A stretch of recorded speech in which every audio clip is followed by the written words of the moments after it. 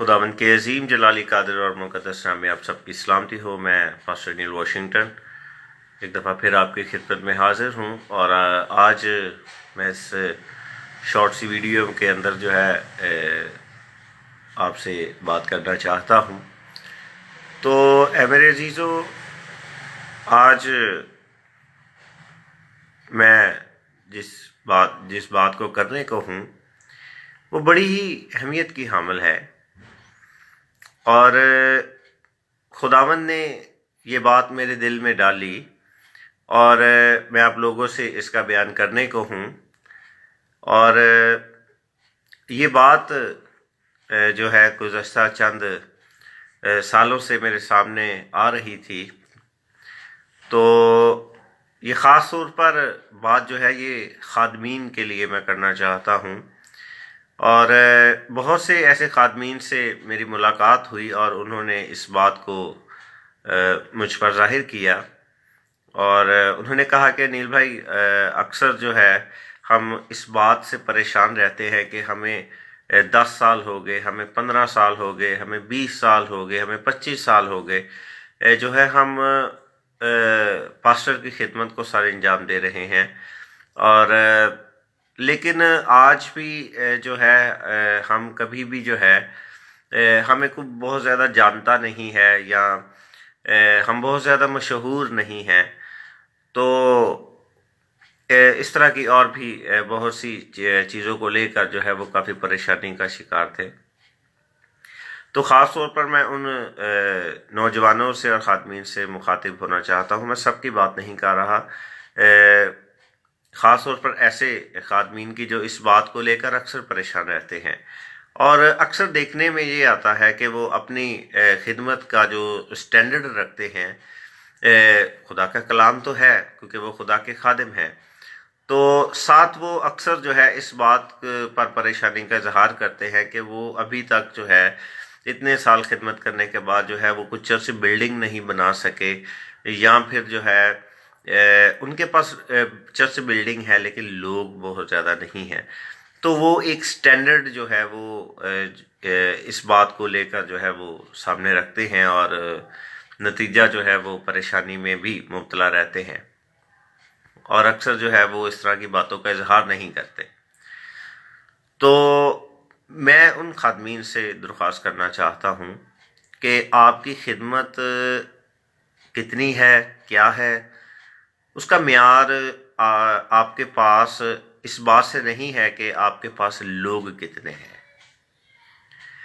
या उसका मेयार ये नहीं है कि आपकी चर्च की बिल्डिंग जो है वो कितनी बड़ी है, या आपके पास आपकी शोहरत कितनी है, या आप जो है कितने ज़्यादा लोग जो है वो मतलब इंटरनेशनल लेवल पर आप कितने, आपकी तस्वीरें कितने ज़्यादा है, लोग आपके कितने फॉलोअर्स हैं।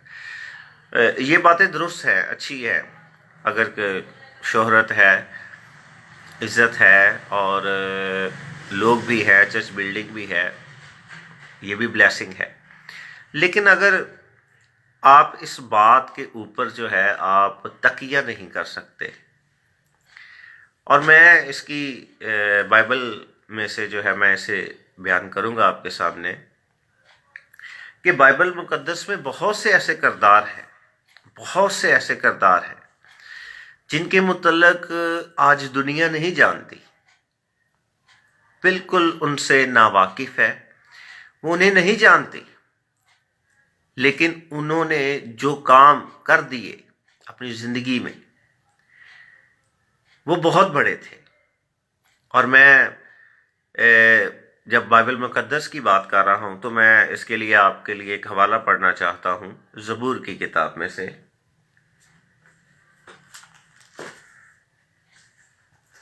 ज़बूर 90 को जब हम पढ़ते हैं तो उसकी 16वीं आयत, वहाँ पर लिखा है, तेरे काम तेरे बंदों पर और तेरा जलाल उनकी औलाद पर जाहिर हो, आमीन।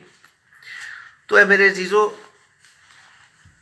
बाइबल मुकद्दस में बहुत से, मैं पहले बात कर रहा था कि बहुत से ऐसे किरदार हैं जिनके मुतल्लक आज कोई बात नहीं करता, اور نہ ان کے متعلق زیادہ علم ہے، لیکن ان کے کام جو تھے وہ بہت بڑے تھے.